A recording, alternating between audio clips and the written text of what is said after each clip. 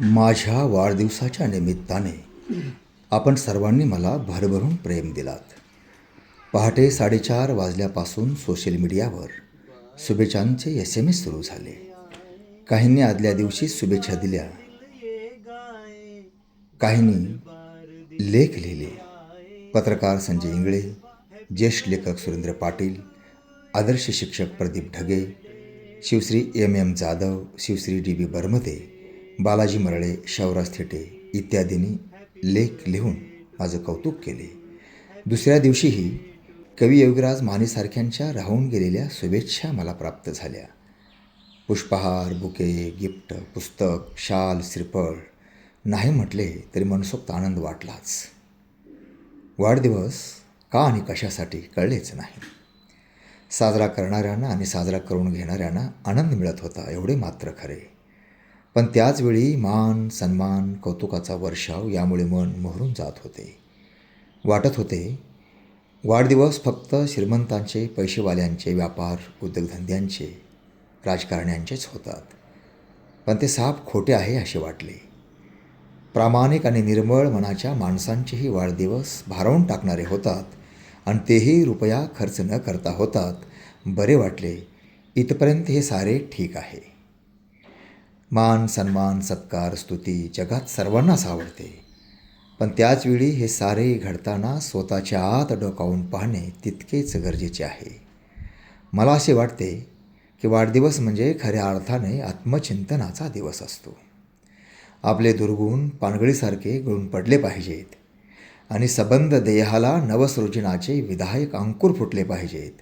सुंदर मी होणार, पंख माझे झडणार हे आत कुठेतरी घडत गेले पाहिजे. कुठलाही माणूस एकटा कधीच घडत नसतो. त्याच्या पाठीमागे अनेक ज्ञात अज्ञात हात काम करत असतात. ती माणसं आणि ते हात आपल्याला घडवतात हे कधीही विसरता कामा नये. माझ्यावर जीवापाड प्रेम करणाऱ्या त्या ज्ञात अज्ञात हातांपुढे मी सदैव नतमस्तक आहे. असे निर्व्याज व निस्वार्थ प्रेम पाहिले की मन भरून येते. माणुसकीचा गहिवर दाटून येतो. करुणा, प्रेम, जिव्हाळा, आपलेपणाला पाझर फुटतो. मान, सन्मान, सत्कारापेक्षाही हे प्रेम एकमेकांना देता यावे, घेता यावे एवढीच ईश्वरचरणी माझी प्रार्थना आहे. मी आपल्या सर्वांबद्दल कृतज्ञ आहे.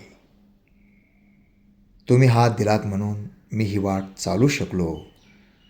माझी रीती ओंजळ मी तुमच्यामुळे भरू शकलो. आपल्या सर्वांच्या प्रेमाबद्दल कृतज्ञता व्यक्त करताना, आपल्या सर्वांचे ऋण व्यक्त करताना माझं अंतःकरण निश्चितच भरून येत आहे. खऱ्या अर्थानं असे प्रेम मिळायला लागलं की जगणं सार्थक होतं आणि खऱ्या अर्थानं आपण जगलो असेही अंतरात्म्याला कुठेतरी वाटून जाते. आणि म्हणून या मोहरून टाकणाऱ्या, गंधित करणाऱ्या, सुगंधित करणाऱ्या आपल्या सगळ्यांच्या आठवणी आयुष्यभर मला प्रेरणा देत राहतील. आयुष्यभर माझ्या आयुष्याच्या वाटेवर प्रकाशाचं काम करतील, वाट दाखवण्याचं काम करतील. अंधाऱ्या आयुष्यात जागोजागी उजेड देण्याचं काम या आठवणी करतील. आपल्या सगळ्यांच्या भरभरून आठवणी मी माझ्या काळजामध्ये साठवून ठेवतो आहे. पुन्हा एकदा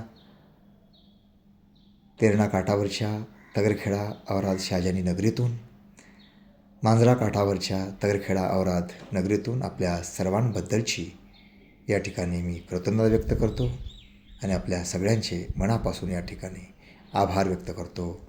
धन्यवाद.